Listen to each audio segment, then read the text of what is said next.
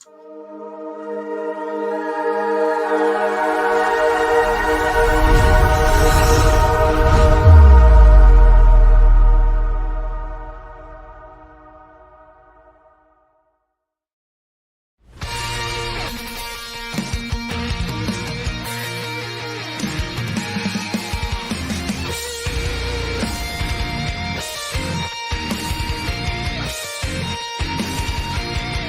the remnants of Jeddah City comes a broadcast that will shake the Empire to its core. Rogue One Radio will discuss all things Star Wars and all things in the nerd culture, in and out of the galaxy far, far away.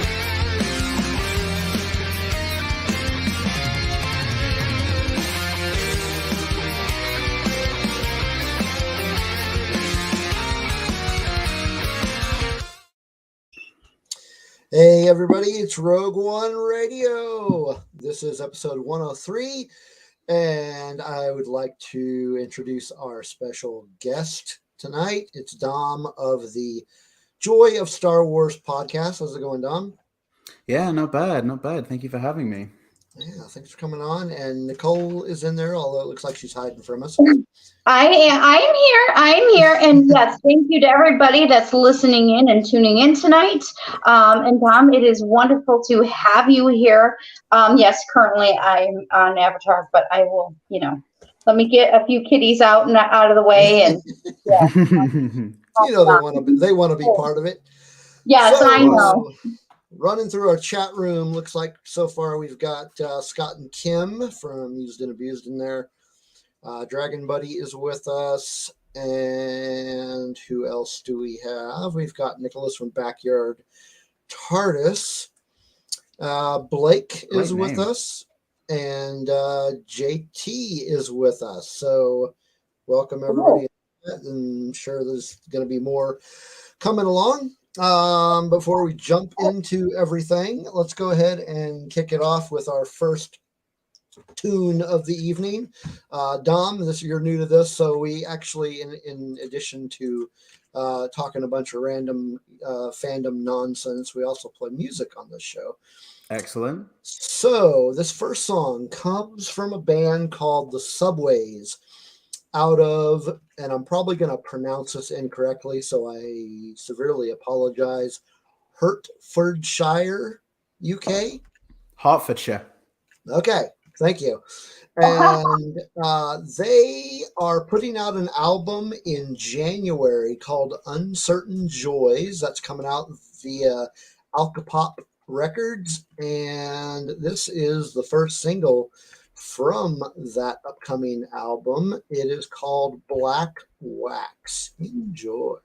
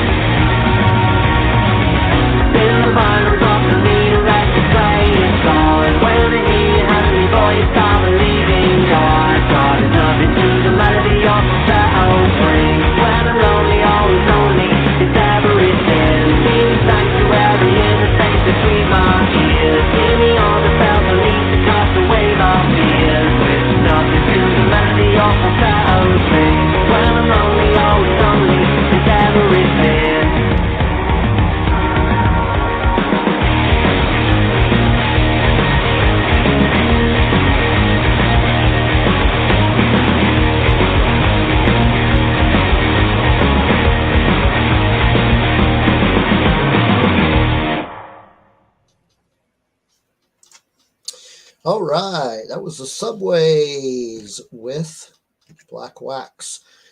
And joining us in the chat since that started, we've got Patrick and Melanie. Good to have you folks back. And yeah, that thing's cutting me off. I playing with this overlay thing and it's cutting off my head. Anyway, so again, if you're just checking in with us, this is Rogue One Radio, and this is episode number 103.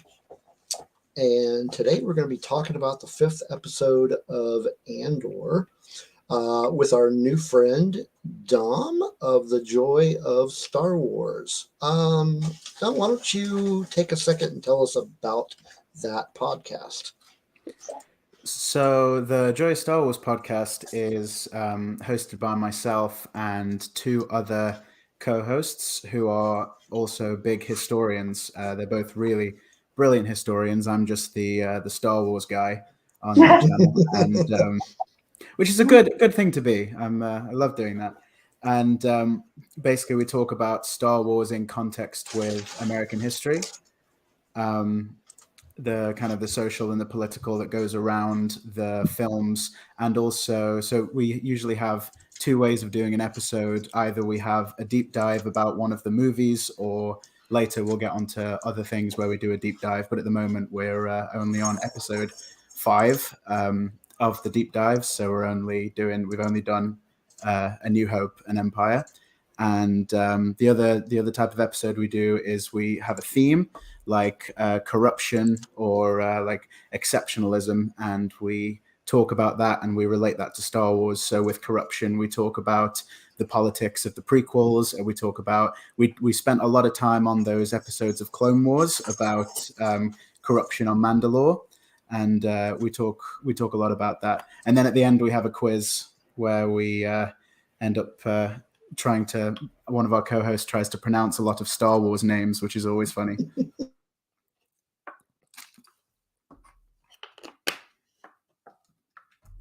Oh, hello. Have I lost you?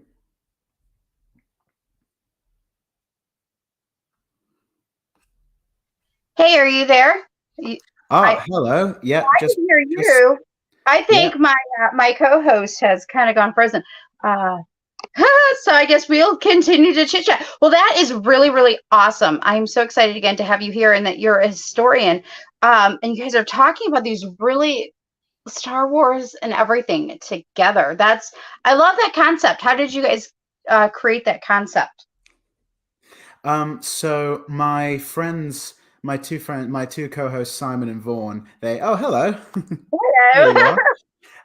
My 2 co-hosts, Simon and Vaughn, they talk about, they have another podcast called Impressions of America, where they talk a lot about different American politics and current events and such with their other co-host, Toby.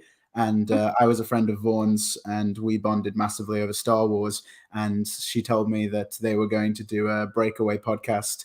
And and I was like, get me involved, please. So, yes, I'd be like Star Wars all the way. Politics. Yeah, literally. I love to nerd out about, of course, Star Wars. So, but oh, sorry. Go ahead. I was going to say, that happens with me because because Vaughn writes a piece for every episode, sort of talking about like a brief summary of a certain theme. So for example, she'll do a piece on corruption, where she'll talk about the different things that have happened in the 20th century, and I'll just nod, and I'll be like, yep, mm-hmm. And then I'll be like, oh, in Star Wars this happens. Gotta love the technical problems. Of course. It wouldn't be Rogue One Radio without technical problems. This is also very true. Okay. So yeah, as I was saying, if you're history buffs, any of you out there, that would be a very interesting podcast to check out. It does sound really interesting. It's very intriguing, and I bet you that's really good when you're a historian. You can then see the different elements that are coming into play, like in, in this TV series or in the movies, and you can kind of pick up on that real quick. Mhm. So And it looks like you just thank got a new you, subscriber. Yeah, thank you, Use and Abuse Pod. So that's either Scott or Kim or both. Yeah, it's very interesting, especially because George Lucas is quite the political chap. So it's just there's always elements of politics in Star Wars. So it's always good to see those parallels. You know, it's interesting. I was in a library a couple of months back. Actually, before I left and moved to Michigan, we were at a local library, me and Jay, and I found a Star Wars book. It was something to do with the Skywalker family, but it was in the nonfiction section. So I was like, interesting. So George not telling us something? Yeah. So yeah, good stuff. Excellent. So Nicole, what have you been up to? What have I been up to? I don't know. I asked you. My brain is like, wait, what? I've been in a fog today. It's it's been raining out. It's like the first real rainy day of autumn, I feel. But what have I been up to? I've been busy just doing life. Yeah. Like trying to think. I'm like, well, I've been working. Oh, I did get to see a lot of friends the other day that I have not seen some of them since before 2019. So, because of that darn, 2020 year. So it was really good to finally see some of them on Sunday. Including my friend Patrick, who is in the chat right now. And actually to answer his question, Patrick, if you haven't seen the episode, you have at least 20 more minutes before you have to hop off. But we're really not going to fully spoil it fully, as we really are only going to talk about like some of the elements within it. So it's up to you whether you stay or go. So yeah, that's what I've been kind of up to. What about you guys? What have you been up to? Not really a whole lot. Work and watching some movies, and that's really about it. I did want to mention actually that we got a new review on our Apple. Cool. Where'd it go? I thought I put it in here. Oh, you know what? Looks like we actually have some newcomers to the chat too. Awesome. Newcomers. Tina is with us. She's not really a newcomer, but she's new recently to today. And then we have, I'm pretty sure this is a newcomer, Automated Joy. That the screen name looks familiar, actually. So good to have you. Welcome to the chat. You don't know what you have gotten yourself into. And I'm going to apologize ahead of time because I didn't exactly tell you what you were in for, but chat room can get kind of lively. Very lively. Yeah. Okay, here's the review. I found it. It came from Nicholas. Yes. So Rogue One Radio is a super chill, fun nerd podcast. They're not chills and they're not haters. Wow. Just authentic. And the icing on the cake is the amazing music they play to break it up. Don't pass on this outstanding podcast. Thank you, Nicholas. That was great. Music and nerding out. That's what we do here. Of course. And Dragon Buddy is right here. The chat is the show within the show. Yeah. And this is why we have wrenchers. Yeah. You know what? I don't think we got any wrenchers today. I thought DB had at least a baguette or a whisk to wrench. That I don't know. Well, I do want to begin our housekeeping here. We are part of the Red 5 network, and there's a lot of really great podcasts on there. About 40 plus, yeah. 40 and plus. The link scrolling down there is a link where you can find all of those podcasts, and that link will also be in the show notes, as always. And then Also, you can catch us on social media. And there's the link there. You can find all of our links there, which include what, Nicole? Oh, I was just waiting for just that moment. Thanks, Steve. Well, you can catch us, Rogue One Radio, on Instagram, Twitter, and on Facebook, again at Rogue One Radio, as well as the Red 5 Network, as you can kind of see going across your screen right now, BioLink / Rogue One Radio, which again, you can find on Twitter. We cannot forget to forget. Did I just say that? I did say that. We cannot forget to thank our patrons, because our patrons are so wonderful. So I'm going to hand it back over to Steve so we can talk about our patrons are great, and I really need to update this because she's not really new anymore. So our patrons right now are Dave Brown, Kelly Ann, Chris, aka Lunar Girl, and Dragon Buddy, Don Nicholas, who just wrote that awesome review for us, Scott and Kim of Used and Abused, and our newest patron, I guess she still is the newest one, is Amanda. So we thank you for your support. And if you would like to support us, just go to Patreon and look for Rogue One Radio or hit the link in the show notes. You can also support us if you're watching this on YouTube by hitting the subscribe, like, comment, ring the bell, all that good stuff. And I think that's it. And that's all. That's all, folks. Have a great day. I think that's all our housekeeping. We got that through that fairly quickly, actually. Anybody new in the chat room? Doesn't look like it yet. But we do have another song to play, of course. So this one comes from a band based out of Berkeley, California, called Samiam. Samiam. I think that's interesting. Samiam, and that's Dr. Seuss, and I was just thinking Looney Tunes not even a few minutes ago. There you go. But that's awful. Yeah, so Samiam is from Berkeley. They released a new single. They don't have any album coming out that I know of or that I've been told about. But they're going to put a new single out on the 21st of September via Pure Noise Records, and we're going to play that single. This is Lights Out, Little Hustler. You wake up with a sigh after sleeping on your secret, drinking back all night.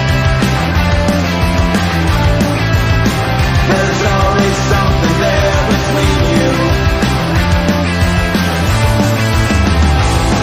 Why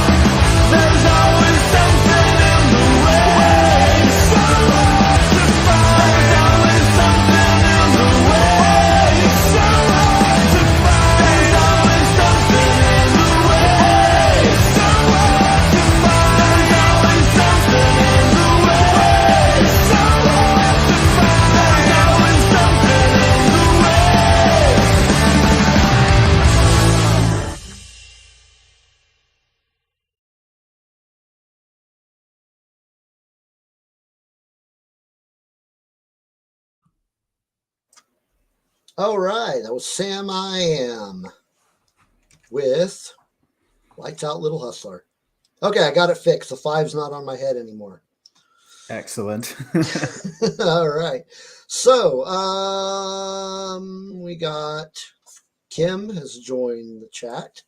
Kim from Use and Abuse, so welcome. And Joy says, love me some East Bay music, even if I'm sick of living here. I'm going to 924 Gilman on Saturday. Oh, wow. I've never been over there, but I've heard, I can imagine that the scene music is over there is really great. As it is in Chicago. Chicago's got a great music scene. So it is time for our Nicole, you're muted. Are you telling me I've been talking this whole time? Probably Like, not. I'm like, hey, welcome back. And everyone's probably like, All right, it is time for R1R's picks. This is where we recommend something to our listeners that we have been enjoying over the last week. And let's start with you, Dom, since you are our guest. if you So, haven't finished.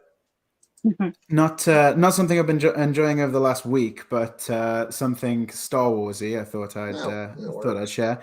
Don't know if you guys have talked about this before, but the Dark Horse Star Wars comics from the early 2000s, in between Attack of the Clones and Revenge of the Sith, they did Dark Horse did a series of Republic comics. Republic comics. And they are incredible. They're just the right amount of dark and kind of Star Wars fun. Just enough of that sort of wartime vibe that you want for that sort of Clone Wars aesthetic. They're really, really solid. I love how, because when the Clone Wars show came out, you really got that. They really started playing with the idea of, which was sort of set up in the prequels, of the Jedi being the bad guys and the war being so messed up. And I love how much the Dark Horse comics play on that, because it's kind of a common thing because of the way that the later seasons of the Clone Wars show the Jedi to be sort of full of can't think of the word, full of contradiction. And I love that in these comics, which were done a solid like 5 to 10 years earlier, they have the same things. They're a brilliant little like gap bridge between episode 2 and 3, especially since they're not canon anymore. They work really well, and for a lot of it, they fit in really well with the rest of the canon stuff. Yeah, I don't think I've read those, but I have read a lot of the Dark Horse Star Wars comics. Some of my favorites are in that area. What do you got for us this week, Nicole? Okay, I technically have one, but no, I have two, but technically one.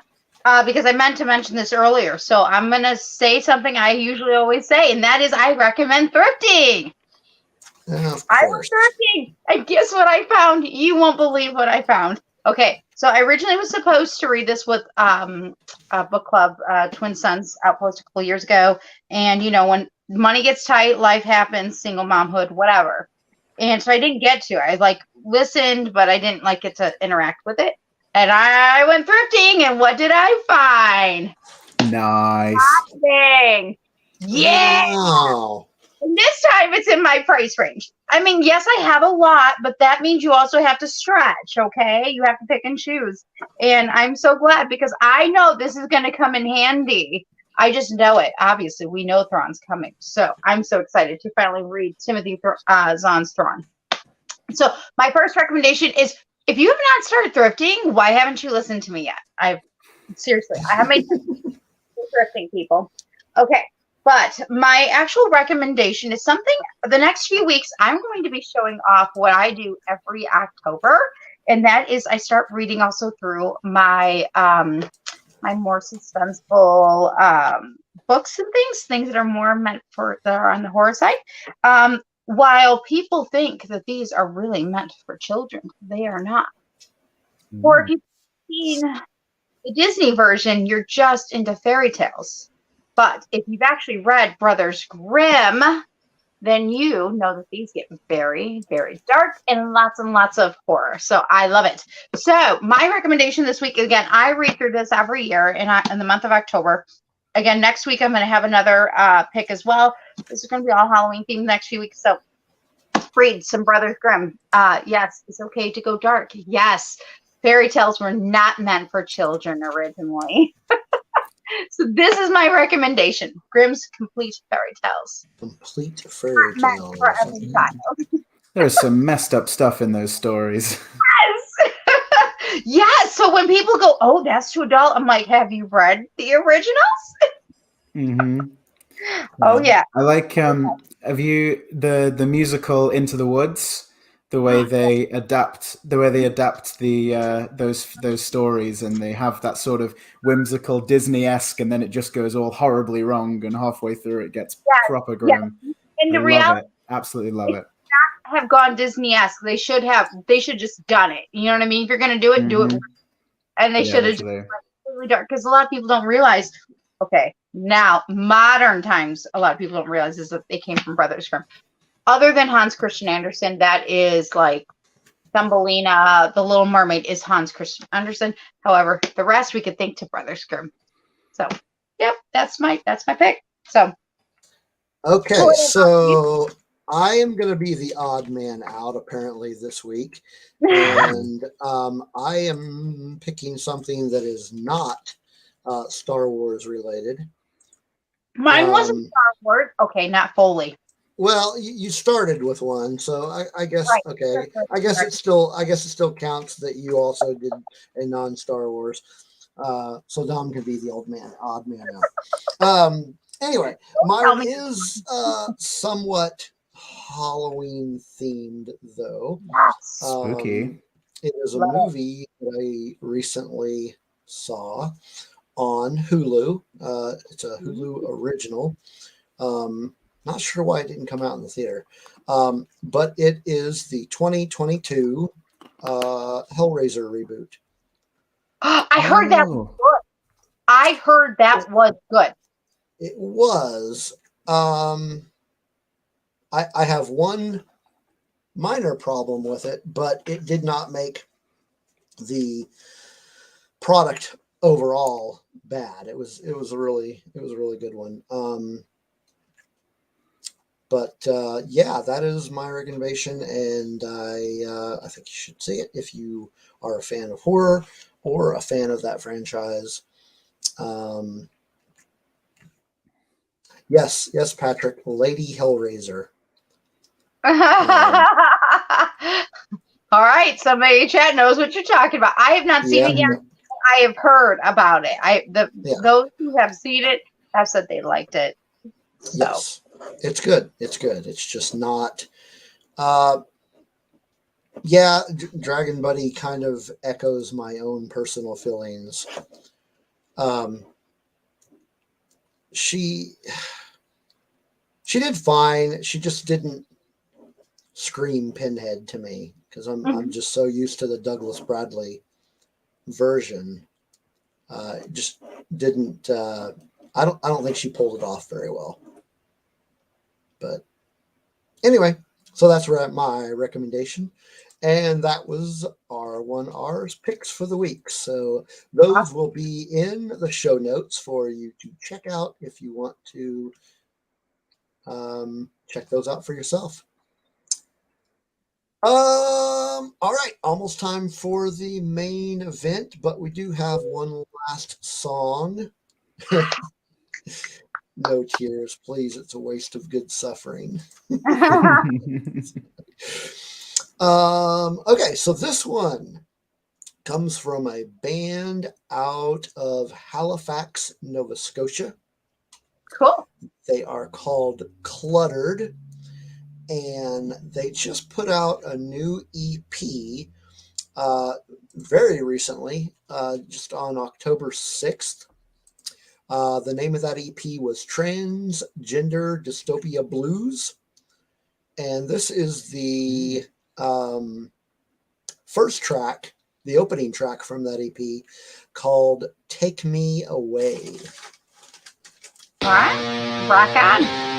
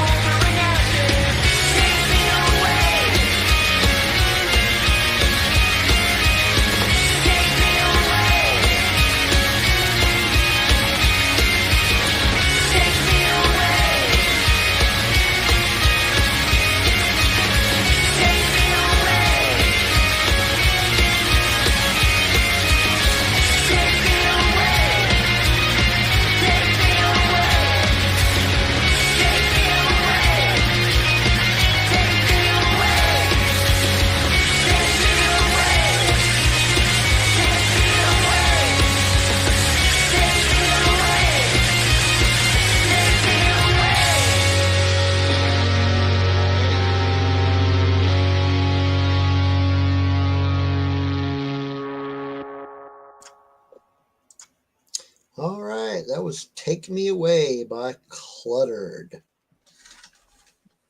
Stuff there. Oh, Scott's gonna have to leave. He is still behind on Andor. Boo. But come back after you get done watching, because what we're going to talk about really, actually, we're reviewing Andor, but in our own new way, which I absolutely love. And I hope if you agree, please let us know if you agree, if you love the new format of the show. And, we're really getting down to something new with the planets and the characters and kind of going in that direction. Let us know if you like it. We'd love to know. So, episode 5 of Andor. Yes, we're 5 episodes in, and we've got 7 more left. Yep. I can't believe it's 12 episodes. That's crazy. I know. I'm glad, actually. Yeah, absolutely. Because of the pace that the show is on. They're really, I feel like they're purposefully taking their time. Which is good, because it seems like in the last few Star Wars shows, they've been kind of rushing things. Oh, yeah, absolutely. But we're going to go ahead and start off with our overall impressions of this episode. So, why don't you go ahead and kick us off, Dom? What did you think overall of this episode? So I'm really digging the slow paced format. It took me a little while to get into it. I don't know. I want to see what happens next, because I assume next episode's going to be the heist, and we're gonna get some things happening. I like that they've taken the time to establish the characters. I'm hoping it's going to be a rough episode where we lose a bunch of the characters, so the time spent with them is really going to help with that. I think I'm enjoying the format because I'm right in thinking I've seen on the posters that Saw Gerrera is going to be in it later on, judging from what we've seen from the posters. So I'm pretty hype about that. But also, Absolutely. It seems like so there's 12 episodes. We seem to have had a 3-episode arc, at the very start with the first 3, and then we've got another what seems to be another 3-episode arc. And I feel like if they did 4 separate, semi-separate stories in the season, the way that's working, I think it would work. I think it would work really well, like just to have that different bit of variation. I also like how kind of micro scale it is. Like the whole everything is very focused and it's all very small. So we've got the individual characters, and the antagonists are an individual group. So I really like the corporation. They're really cool. The blue guys. What are they called again? The guys from the first 3 episodes in the blue suits. I think they were just the corporate sector. That's the one. Mm-hmm. Yeah, I really like them. I like how they're quite incompetent when they were tested out. I really liked that. I love the character who he's kind of well into his job, maybe a little too much into his job, and I really like that guy. It reminds me a bit of he's more awkward, and obviously that's a comedy, but he reminds me a bit of Rimmer from Red Dwarf. Any of you guys who've seen that, the way he takes his job super seriously, even though he's not in a very glamorous job, he just wants to be.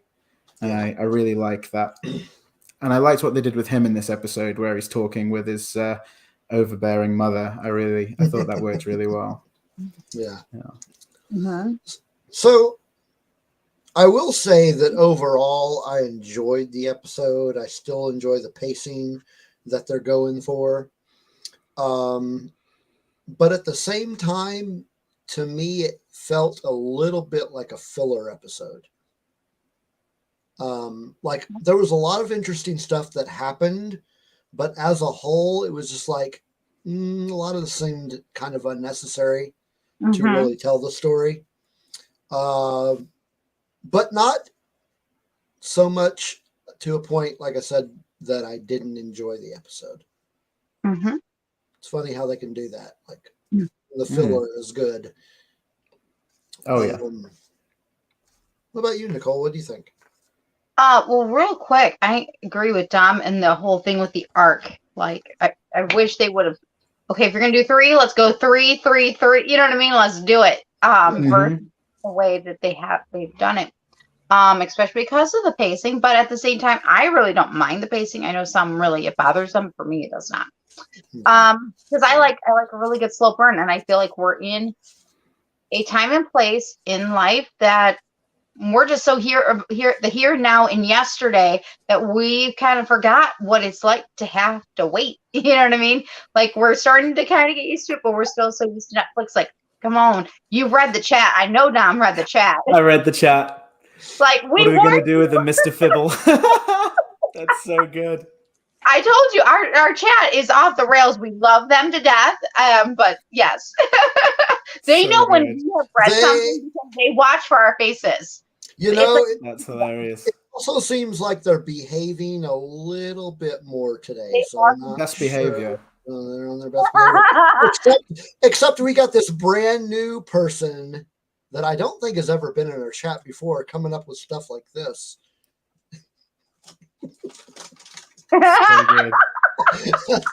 Nice. Homer is a great counterpart for Cyril. We just need to see him with a gingham dress and a penguin puppet. Oh wow. So good. Okay. Oh, wow. What are Well, we gonna now do with Mr. our Fibble? chat's gonna be like, well, now we're just gonna let go. Joy is making herself right at home. That's fine. Yes, she is. Welcome. We enjoy having you. So but getting Of back course. to it, overall, I loved the parallels of the parent-child relationships, both young child or teenager and then adults. And then Skeen, man, he just kind of kept pulling my heartstrings this week with a few things with the story of his brother and stuff. So, because the axe forgets, but the tree knows. So I'm just, yeah. Good line, that. Yeah, there's definitely some good things that I liked. So overall, I mean, I liked it. I'm excited for tomorrow. Oh yeah, absolutely. So I'm loving there's a few moments in the script which really, it's like whoever's writing the dialogue is really flexing, and I love it.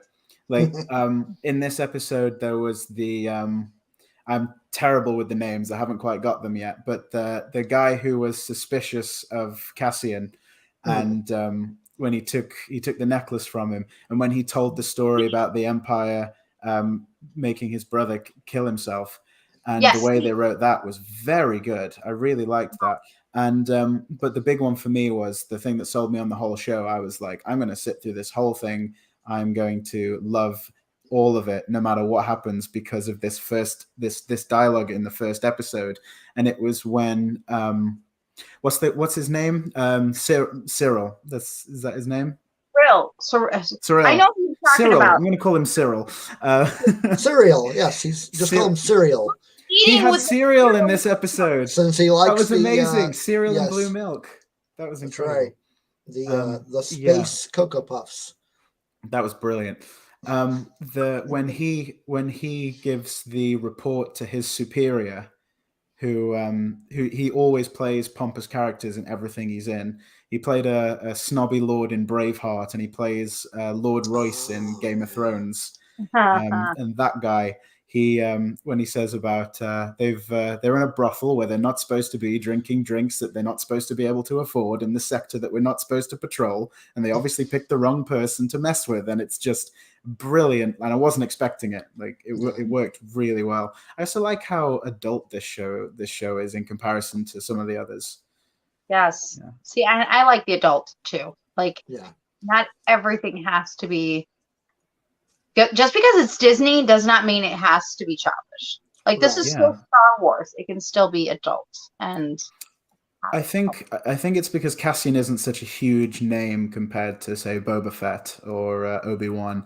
I think they sort of gave them the free reign a little bit, you know? Yeah.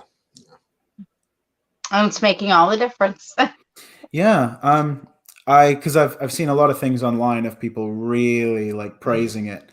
And I'm not sure. I feel like you could trim the fat a little bit in the kind of filler episodes. Like, I remember when I watched the first 3 when they came out, and episode 2, like, it's all good. I've enjoyed it, but I feel like there's things you could take out and still get the desired effect, you know?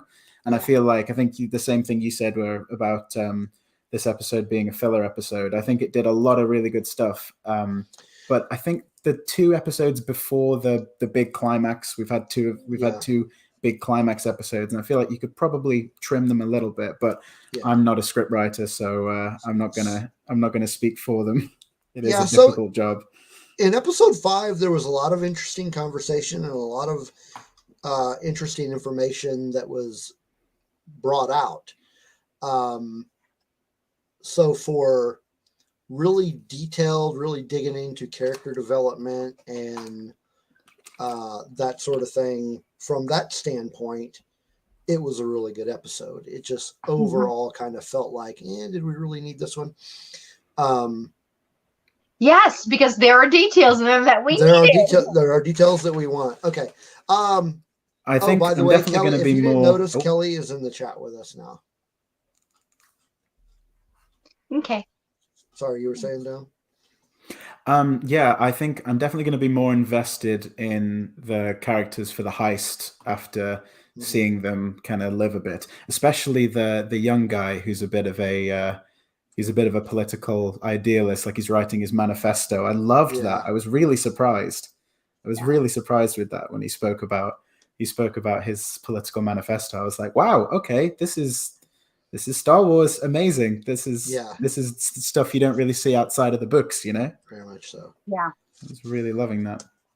So we didn't really get any new locations in this episode. Well, we got mentions though, and they weren't new, but You've got your notes, so go ahead. I did. So we're going to start off with talking about some planets that got mentioned. Although we didn't get to see them, and it's kind of sad. Yeah. But we're going to still talk about them. Let's begin first with, forgive me if I say it wrong. I hope I don't say it right. Hosnian Prime. Hosnian Prime.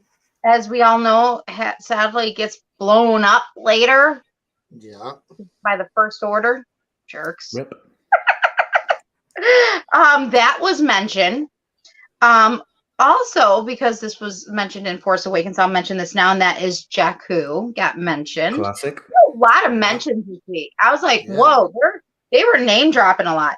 Kessel, which is another mining planet. That's right. Mentioned. Thank you, Solo. But it's interesting because Solo technically is Solo before or after Andor?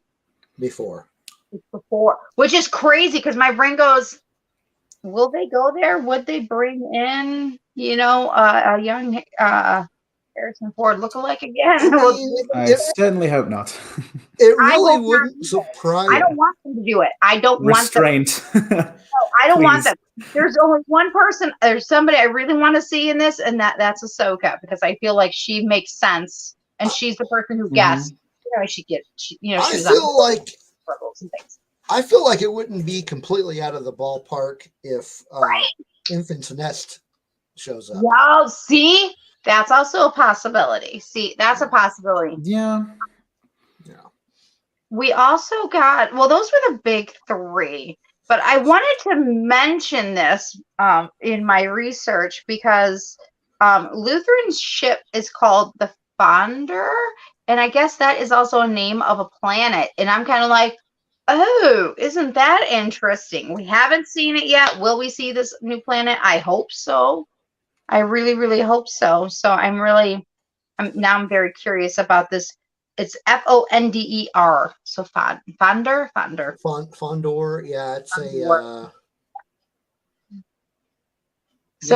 It was a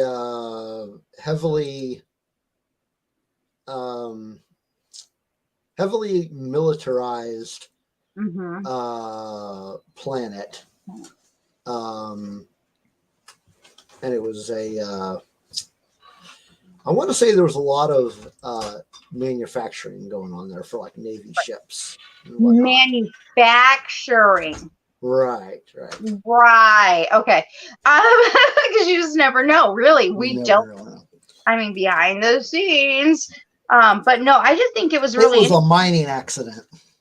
Oh, now isn't that interesting? Let's think back. I think we talked about another location that also had a mining accident that had changed so the course. many Imperial mining accidents. I know. All the time, Was Alderaan such a high accident rate. So I just think it's really they're really not following the OSHA standards.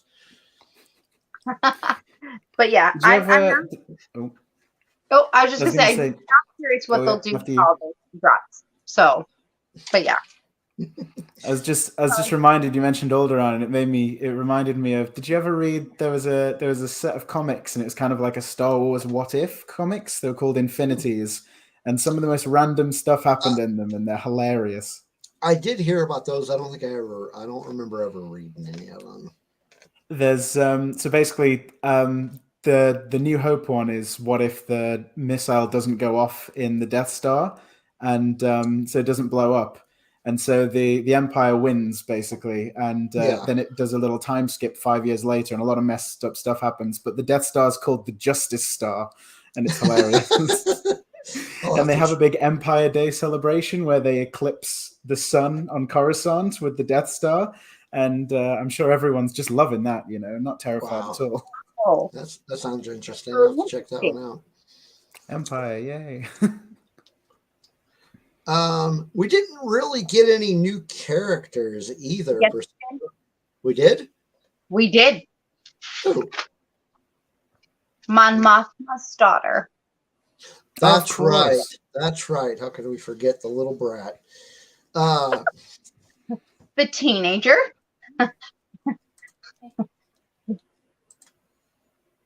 Yes, and that was whoa. Yeah, it was scary. that one was that's Tina's favorite character, of course. I know. I think that would rival Josh's favorite. Like he might. I think it might be. I think it might be Josh's favorite too. But so yeah, we got the daughter who we're getting all this information about characters that we've known about for a while. Who knew that she had a child. A family. Yeah. Hello. Getting some really detailed information about our esteemed leader of the Rebel Alliance. It makes you wonder what's going to happen or what's going to come. Like, I don't think Piran's going to make it. Oh no, he's gone. I think He it's did. very difficult that the daughter will make it either. But I'm very curious about what's going to happen with them in the coming weeks. Yeah, I hope they develop that a lot more, and especially the relationship with the daughter. I don't think they really need to develop too much more about the relationship between Mon Mothma and Perrin. We already know that's not a very That relationship's not a very sour. good that's not a very good relationship. I love that we're getting a story on a TV show, on a proper Star Wars TV show, where Mon Mothma is complaining about who he invited to dinner because they're all his position. So good. It's so cool. I am still like, I want to see this dinner party so Honestly. badly. Like, when they said it, I was like, he said all the guest names, they were going to be fun. And I'm like, why are we need to see this? Like, don't tease us with these names and don't tell us about the dinner party and then not show us, because we have to see the dinner party. I've got to see it. I want to see it. I got to see how Sly Moore is fun. Oh, don't put that up. Come on, You put her up. You better warn no. We have to get that in. I'm afraid. Okay, well let's just hope that they don't pull a She-Hulk and we see Sly Moore twerking. Well, I don't think they're gonna do that. I think, yeah, I'm gonna defend She-Hulk here. I thought it worked in the episode. Oh, whoops. Okay. Sure, but in Andor, I do not think it fits. I disagree. I would love to see Cassian Andor just getting those cheeks out, just doing a good old twerk, just clapping them. People. Maybe he's about to fly the ship. He's about to get out of there, and he's like, "Wait, there's one more thing I must do: distract those stormtroopers." Oh, very good. What do you think, chat room? Do you think there's some? What do you think? I gotta agree with. There's room in the Andor series for some twerking. I gotta agree with Patrick Griffin on the chat. She-Hulk was great last week. I can't believe my boy Daredevil. Oh, they gave him the all-star treatment. I haven't seen it yet. Charlie Cox. I won't say any more, but I love him so much. But Dom and I can easily just sit down and chat about this right now. I do know that Daredevil showed up in the episode. You better watch it soon, because they set up a lot of things for a lot of other things. Yeah, because Daredevil's one of my favorites. If not, hit me or Dom up and we can give you two. I'm sure we can both help you. Well, let's go back to Lita real quick, because we didn't really get to talk about her very much. What were your guys' thoughts about her relationship with her mom and with her dad? I'm just curious what your guys' thoughts were. I don't think she has a relationship per se. Well, I mean, there is a relationship, but it's right. I mean, rough right now. I think strained. Strained. Very, very good. I would agree. I'd say strained, but at the same time, I would almost say, almost to an extent of typical teenager. Do you guys think she will come around to the light before if she doesn't die first? I was about to say, if she doesn't get killed. Yeah. Yeah. I like the idea that Mon Mothma is so dedicated to her cause that she's neglecting her personal life. I think that works really well. I also just love. I was loving that scene. There she is. Yeah. I was just loving those scenes as well, just because it's so cool to see some like Star Wars sets that aren't like gross and grimy. Yes. This makes me just the polished aesthetic. I was just like, oh, that's nice. I want that.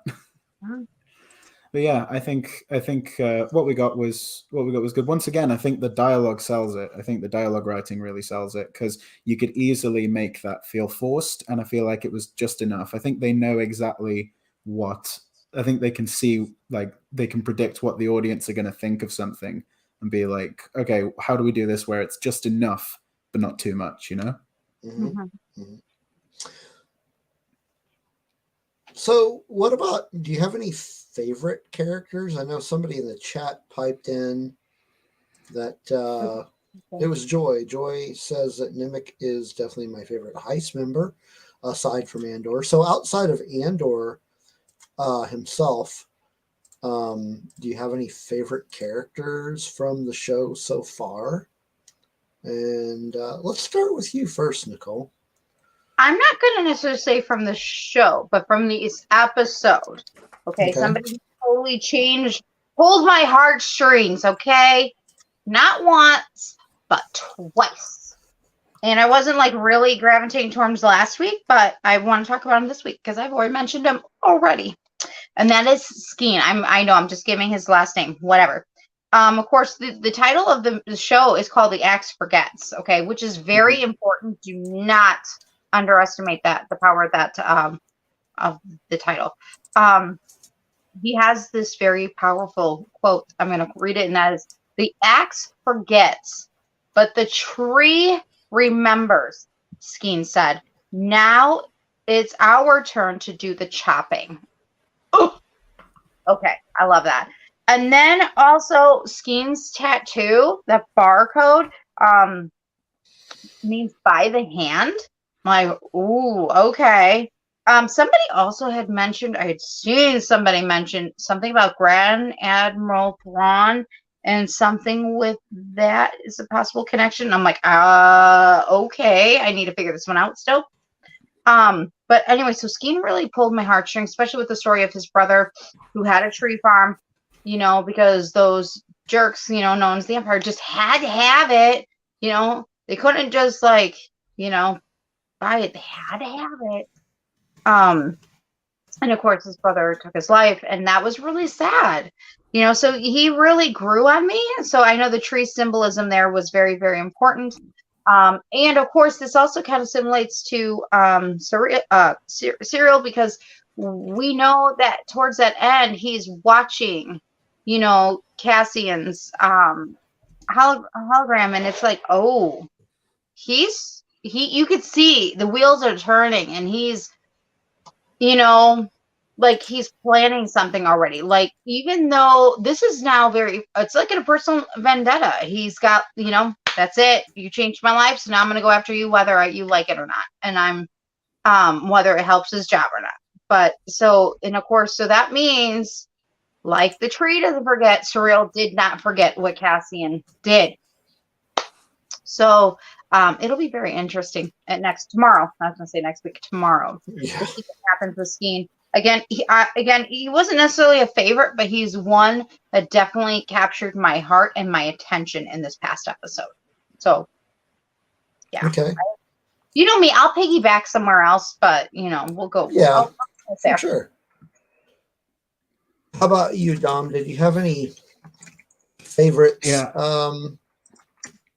I'm loving Cyril. He's real good. I'm loving that kind of character where he's a big old mess. And he's very devoted to his cause and what he thinks is right, but he's also a bit incompetent. He's very, very dedicated. But that was my favorite thing from the third episode. Was he was the driving force. He was like the driving antagonist for the first 3 episodes. And then as soon as he has a gun pointed at him, he completely breaks. And I loved that. I thought that was fantastic. And he gives his gun away and gives them up immediately.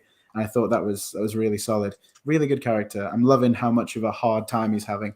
That's something they do a lot with the new, like, the kind of imperial antagonists, where they just give them a really hard time. Like Krennic in Rogue One, he's just having the worst time. Like, nothing is going right for that dude. It's a bit like that. Also, I'm a sucker for the ISB agent that's played by comedian and rapper Doc Brown. Love that actor. So every time I see him, I'm just cracking up, even though he's deadly serious. Can't help it. Mm-hmm. Yeah. Go ahead, sir. I was just going to say, I just want more of those ISB meetings. Just give me more of that good stuff. Having Qyburn from Game of Thrones heading the ISB meetings, and just love it. That Imperial dialogue where it's just all sort of witty and kind of they're all really bitchy to each other. Love it. So good. I saw Melanie's comment and I agree. I really liked Edie too. Edie, I talked earlier at the beginning, my overall view is that, I love the parallels between like the children. So meaning Mon Mothma with Lita, but as well as Surreal with Edie, with his mom.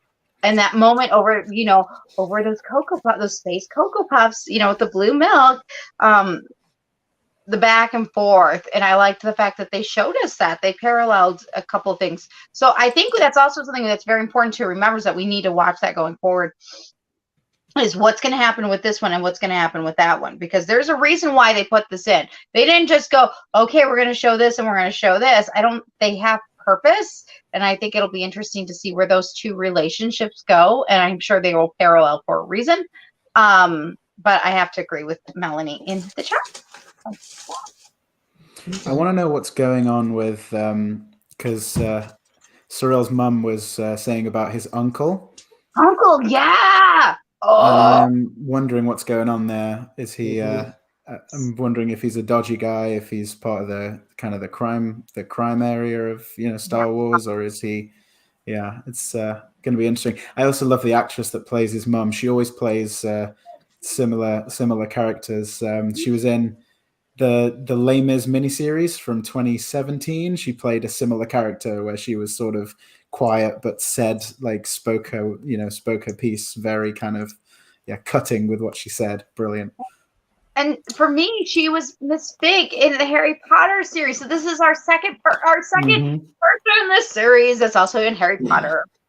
So it makes me very happy. Even though she didn't have a big role, it still meant big to me. In the books, it's bigger. So I'm very curious where that's going to go. Very curious. What do you guys think about Deidre? Deidre is the ISB agent. I'm just thinking, because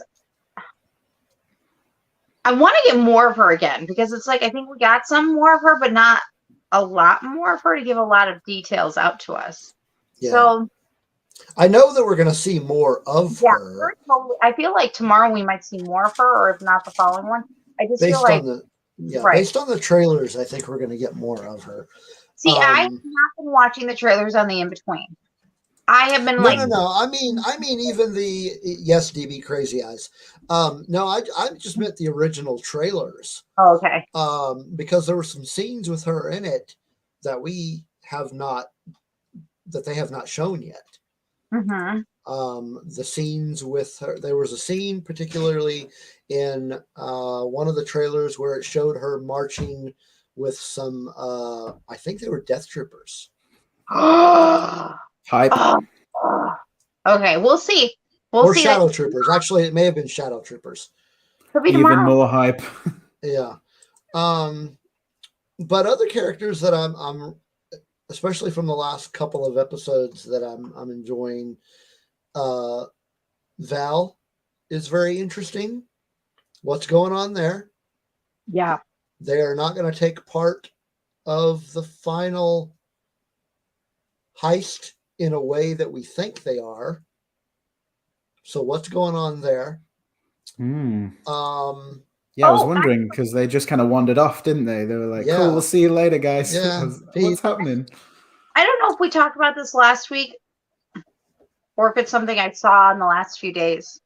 Somebody had, something I had seen, and it was something with a comment of, what if she was his daughter, Lutheran's daughter? And I'm like, oh, yeah, you and I talked about that. Another parent-child, because again, we already have this one parallel between the two. So it's like, would they do that?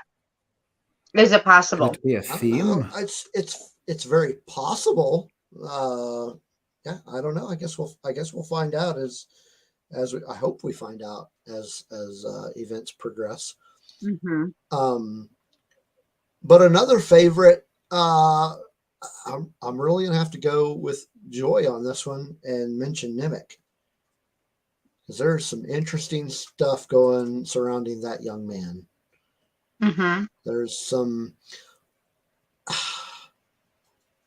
almost a shady feeling, like there's something else going on with him. Like, is he really as Is this the one that Nimic is the younger guy that's Right. doing the manifesto. yes. There seems like there's You're wondering more if it's a behind cover. him. I sometimes get him and Ski. Exactly. And when we first meet them, they're together. And I'm That's like, what I'm thinking. gotta keep their names straight. Yeah, Nimic is the younger.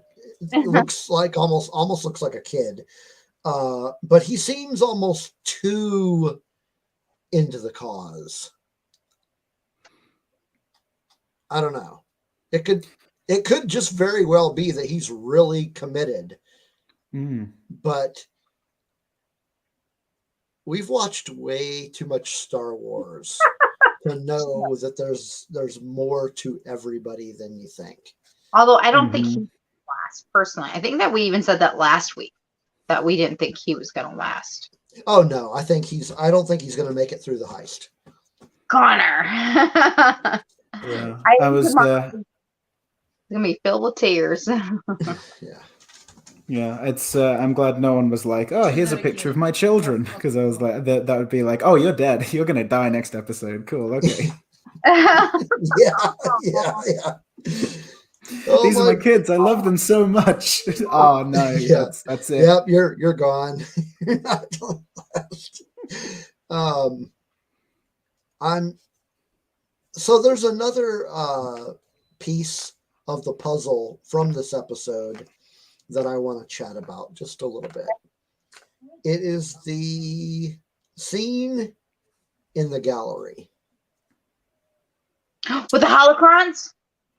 The giant ones, the big ones. Well, no, I just mean the conversation between Luthen and his assistant. Okay. I'm like, wait, are you going to talk about the giant? Like, my brain went straight to the holocrons. I was like, ooh. That was really cool. And Melanie, of course, you obviously, I agree with that statement. Yes. Anybody who has seen the show knows that that is a character favorite of mine. But so yes. Are we going to get Boar Gullet? Give me that Boar Gullet. Just all the time. Maybe. Squirrel. Okay, yeah, Saw. Yes, Melanie, we're all waiting for Saw. At least I am.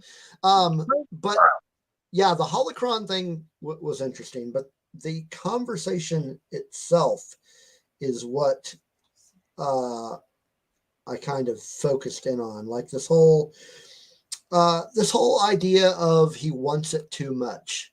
Is he talking about the heist itself, the money that's going to come from the heist, or something else?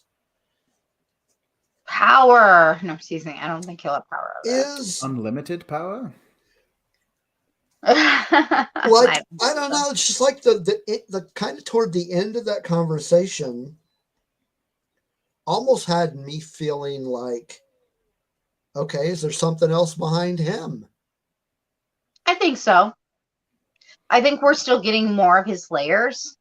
And I think it's interesting how they're peeling it back slowly for us to show us what each of those represent. That's why I said this when I had seen somebody put out there, well, what if that was his daughter? And I'm like, ooh, because this makes it different. It makes it personal. You're no longer doing for yourself, no longer doing for others. Now this is personal. So that's why I'm like, well, that kind of makes sense. We'll see if that happens. But yeah, I think we'll get more layers behind him. Because if that is the case, if she is related to him somehow, or even very close to him somehow. Mm-hmm. And she's off doing something else while they're doing the heist. That connects somehow. Why is she not a part of the main team?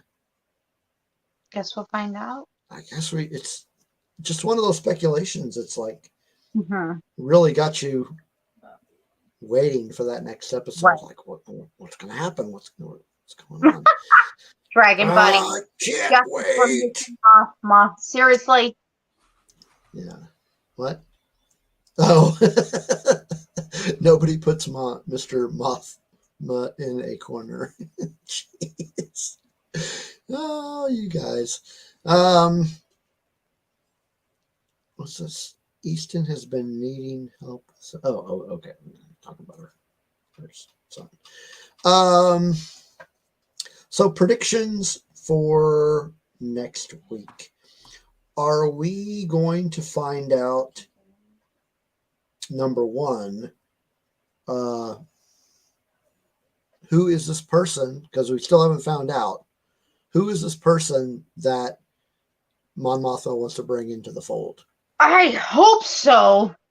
Yes, and I'm still hoping it's my girl. And I didn't wear my cardigan. I feel like I gotta go put on my cardigan and go, hopefully it's her. Chat room, what are your thoughts? Who do you think is the person that she wants to bring into the fold? Who do you think it is? Full crumb. How about you, Dom? Who do you think that Mon Mothma is trying to bring into the fold? I'm not sure. It's one of those things where I don't want them to go too big with the cameo, with like having a big cameo. Like obviously it's cool to see Ahsoka, but I think we've had her in Mando, and then she turned up in Book of Boba. Like that's just I think with. Go ahead. Sorry, I missed you. I'm sorry. She really wants to see Ahsoka. So of course, who wouldn't? So last week we did discuss. He did Bail. We did mention Bell, but we also mentioned that by this time in the historical timeline, he would have already been a part of the Alliance. Steve, I love that. So that one would be too obvious. Okay. I love how many people just call him Jimmy Smits. That's so good. It's just Jimmy Smits. Yeah. That's funny. Okay, so Steve, hold up, because Dom did not give his answer. Oh, okay. Oh yeah. Oh yeah. Answers to a question. That's a great idea. I would like to know what he thinks. Who he thinks the person is. I don't know, because Bale's probably already part of it. I don't know. I'm just trying to think about characters. I'm kind of hoping they don't drop a big name on us. Like I'm really hoping they keep it either small time or they give us a new character. Maybe if they're talking about the rebellion, maybe she's talking about exploring military options for the rebellion, and that's where she's getting Saw in, because they had worked together before, because in Rebels they have a history, Saw and Mon Mothma and everyone. So maybe she's exploring military options for the rebellion, less political side of things. That's actually very like it could happen. Like that's actually more plausible than even my Ahsoka. I mean, our Ahsoka, but of course. But it's like I love Fulcrum, but I get what you're saying, and that's a really good point. Oh man, you actually probably are right, because I'm just like, watch, you're right, because I'm going with Hera. I'm still going with Hera. I'm gonna stick into that one. You're gonna hear from me if it's Hera, because my brain will be like, it's Space Mom. I'm sticking. Where is this in the timeline with Rebels? 5 years before Rogue One. Right. So about the same, almost the same time as Rebels. Yeah. Okay. So they're all on Lothal doing their thing for now, getting Malu runs. Excellent. Okay, we know where we are. So we have options here. We do have options. But now it makes sense, because that would be like the perfect gateway to introduce Saw. Man, why did you have to make sense? I'm like, no, buy my Ahsoka. So It's okay. You've got plenty of Ahsoka. yeah, I do. I was in the Disney store the other day because I found out they'd just done they have the 25 £25 in the UK. I don't know how much they are in the States.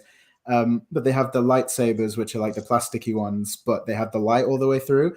And I was looking for the Obi-Wan one, but they had Ahsoka ones, and I just bought them on the spot and then just put my gray hood up and started swinging them around like a 4-year-old. Yes, 24. Yes, lightsabers. Good. So my next question, kind of character based. This one might be a little more obvious, but maybe not. Who's the engineer that the garrison is expecting? This could also be Saw Gerrera. I'm not sure. Engineer. I I'm not don't. sure. Ooh. I The don't obvious answer, I think, would be Krennic. But do you really want to bring know. Oh, of course. that character? Do you really want to bring that character? I Well, will watch Ben Mendelsohn in anything, so I will be happy to see him again because he's wonderful. I love him so much. Okay, so I'm gonna address a question in the chat, but first, I don't think it's it is obvious. Krennic is too obvious, number one. Two, why would he be there? That has nothing to do with the Death Star development. Why would he be there? Yes. Why would he be there? Okay. Yes, that makes sense. Because Krennic is a weasel, and for him to start being that much of a weasel this early on might drive us but all at the same time, why would it be Galen Erso? Again, nothing to do with the Death Star, unless there is something to do with the Death Star that we don't know. Right. I mean, Plus, Mads Mikkelsen's expensive. And I know we could see Krennic, in the next season, towards that. It would not surprise me if all of a sudden they brought in Krennic, at some point. So, okay, I want to address a couple of things in the chat here. And I think Melanie is probably talking about, she's probably referring to our conversation about who to bring into the circle. I can agree with this. I don't want it to unbalance the show, not anyone that will still focus. I agree. Yeah. I think it should be a lesser known character because, somebody like Ahsoka or even Hera would steal the focus. I'm okay with that. Okay. But to address Joy's question, unless she's talking about finding Jyn, I don't think so. Might be a bit early. It's too early because Rogue One, basically, this is happening 5 years before Rogue One, and those events basically kicked off when they found her and took her out of prison. So I don't think it's Jyn. Right. I think we talk about Jyn, it'll be next season. Because at this point in time, Jyn is already on her own. Saul has already abandoned her based on the events of Rebel Rising, which you all should read. So I don't think Jyn, as much as it would be great, I don't think we're going to get Jyn in any aspect in this show. And if we do, I think it'll be next season. Yes. It would be great to see that, but I don't think it's going to happen. I think it would probably be a last scene, last episode vibe. For sure. I think. Oh, JV's in the chat.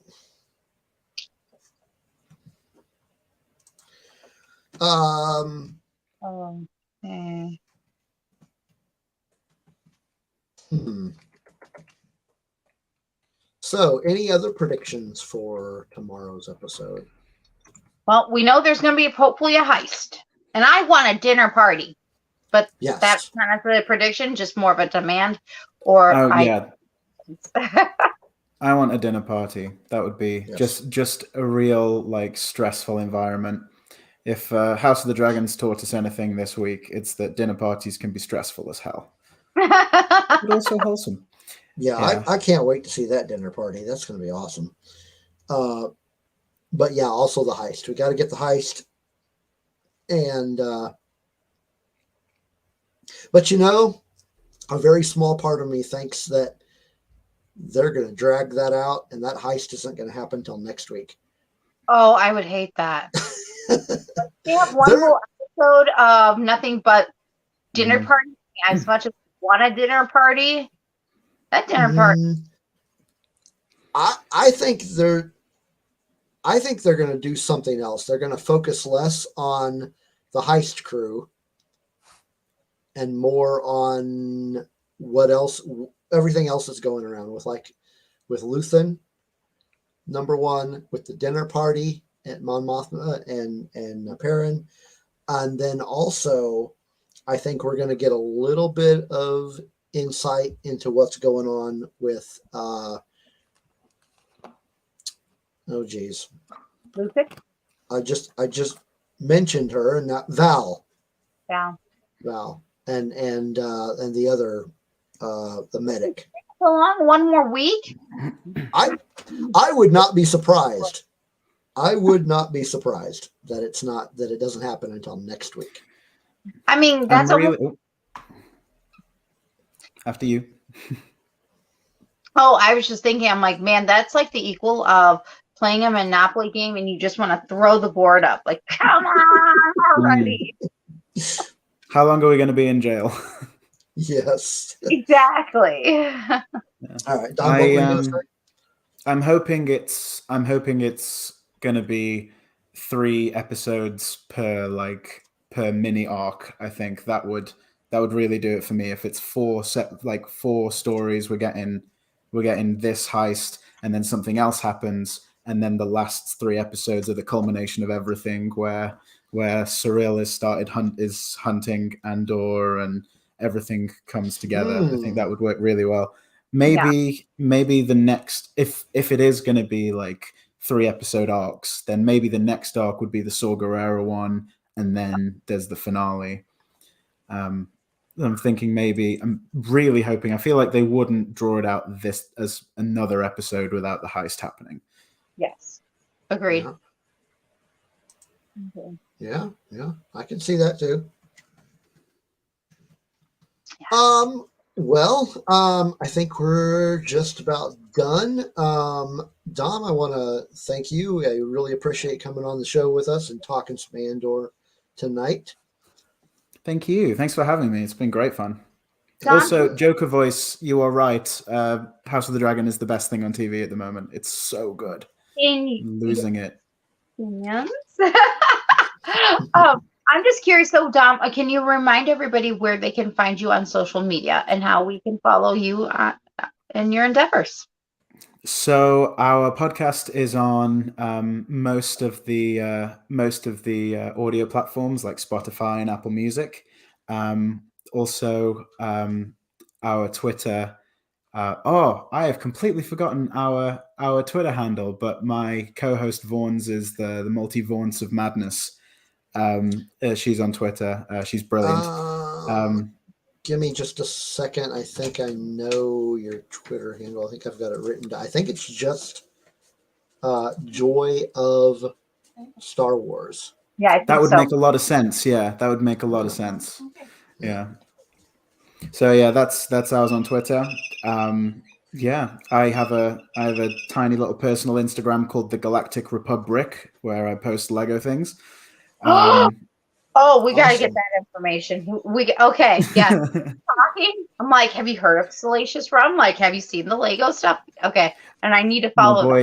My boy Salacious. Love him. I don't have that minifigure, and he's worth so much money now. He already knows what I'm talking about. I'm so excited. Like, yay! Yeah. So yeah, on that one I'd post just Lego stuff and a bit of cosplay. Where I went to a convention dressed as Boba Fett in the Mando suit recently, which was great fun. Had a bunch of Mandalorians in a line doing like a bantha. That was great. But yeah, find the podcast, The Joy of Star Wars, on Spotify, Apple Music, and all of the audio platform places. And what is your Instagram name one more time? The Galactic Republic. So it's like the Galactic Republic, except with brick instead of blick. Brick. Oh man, yeah. I'm like, You'll recognize You'll recognize it because your girl Ahsoka is the profile picture. This is the way. This is the way. So I've got some exciting stuff coming up, Steve, between now and next week. Tomorrow night, I will be joining JT from the late night cap show. JT, of course, is also is on After the Weekend. He's part of the Red 5 network. But so I'll be there tomorrow night. If anybody wants to come and hang out, we're going to be talking about some scary, fun, different things. And then this coming Saturday, I and Lunar Girl will be on Dork Wars talking about Harry Potter. So I'm very excited. I have a few fun things coming up between now and next Tuesday. And I hope everyone will join us there. And of course, make sure you follow Dom because he is really awesome. And I know as soon as Lunar Girl hears that you have Ahsoka, like even as your thing, she's going to be on it. So you'll be seeing Peace Love Fandoms and all these others probably following you pretty quickly. Excellent. Great. Okay, so I found the link to your Instagram, so I'll be putting that in the show notes. And again, thanks for popping in, and thank you everybody in the chat. We've just got a couple more that just popped in. Of course, Joker Voice and Force of Light came in. I don't think I've seen you guys in a hot minute, but. Yeah, we're about to close things up here, but thanks for coming in, everybody in the chat. We definitely appreciate everybody in our chat, and be back. Before we forget, we don't want to forget this is the After Us. If you want more Andor content and more really cool different perspectives and views, check out Extra Star Wars coming up after us at 9 o'clock, so in 30 minutes. Techie and his group will be doing that after us tonight. That's back for Tuesday nights after us. So, and of course, they're part of the Red 5 network. Of course. I like being up here. I can point straight to it. All right. I can point to my own podcast. Oh, it's there. There it is. Yes, you can. I know. Excellent. I'm a dork. I know. I've just We all are. So next week, tune back in. We will be discussing Andor episode 6 with Greg of Rebel Base Card. So be sure and check that out next week. And Nicole, why don't you close us out? I get to close us out? Dude, yes. You keep putting me on the spot 2 weeks in a row. All right. Well, thank you everybody for coming to Rogue One Radio. It has been wonderful hanging out again. Check out Dom's podcast and stuff because he is really awesome. And of course, his Instagram because it's got Legos in it. And he's friends with our friend Salacious Rum. So hello, check him out. And thank you again. Make sure you check out Extra Star Wars after us in 30 minutes. And we'll see you guys back here next week for more music, tunes, and of course, more Andor. Thanks. And may the Force be with you.